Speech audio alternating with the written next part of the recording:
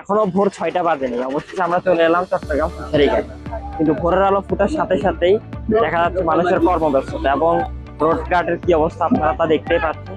তো অবশ্য চট্টগ্রামের সবথেকে বড় মাছের বাণিজ্যের কেন্দ্র এটি। পুরো চট্টগ্রাম তথা পুরো দেশও এখানে পাইকাররা আসে তাদের মাছ কিনে নিতে, এবং এটি সকাল ভোরে কার্যক্রমগুলো অনুষ্ঠিত হয়ে থাকে।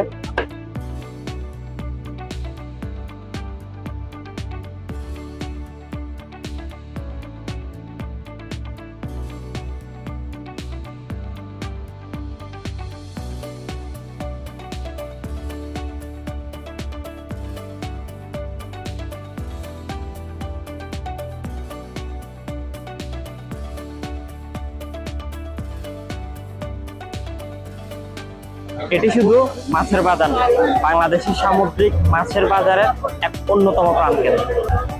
মানুষের কর্মব্যস্ততা যখন শুরু হয় সকাল 9টায়, মানুষের অফিস শুরু হয়, তার আগে কিন্তু এই মাছ বাজারের প্রাণকেন্দ্র শুরু হয়। যেমন দেখতে পাচ্ছেন আপনারা, হাজারো মানুষের পদচারণায় মুখরিত হয়ে আপনারা দেখতে পাচ্ছেন শত শত মানুষ কিন্তু এখানে বিক্রেতারা ভিড় করছেন, ভিড় জমাচ্ছেন পাইকারদের থেকে তাদের মাছগুলো কেনার জন্য।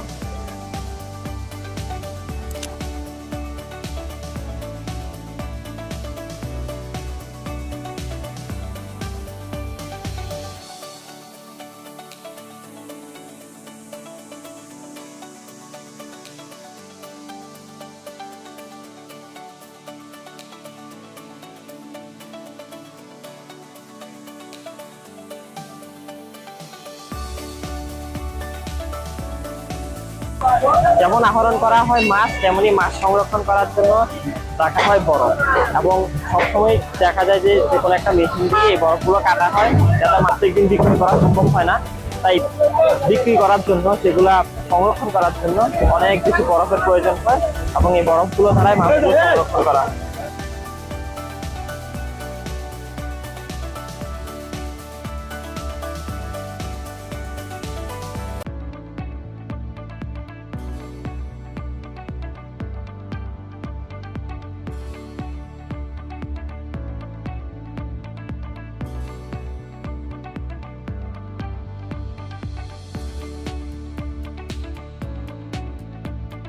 মাছ বোঝাই করা একটি জাহাজে কিভাবে আসলে ঘাটে নিয়ে যাওয়া হয়, সমুদ্র থেকে নদী থেকে মাছ আহরণ করার পর যখন এই জাহাজগুলো বিলুপ্ত হয়ে যায়, তখন তারা এই জাহাজগুলো ঘাটে ফিরে, এবং এখান থেকে আসলে মানুষদের মাধ্যমে এগুলো ঘাটে নিয়ে যাওয়া হয়। ওইখানে আপনারা কিভাবে মাছগুলো বোঝাই করা হচ্ছে এবং কিভাবে মানুষদেরকে নিয়ে গিয়ে ওগুলো ঘাটে নিয়ে যাওয়া হচ্ছে।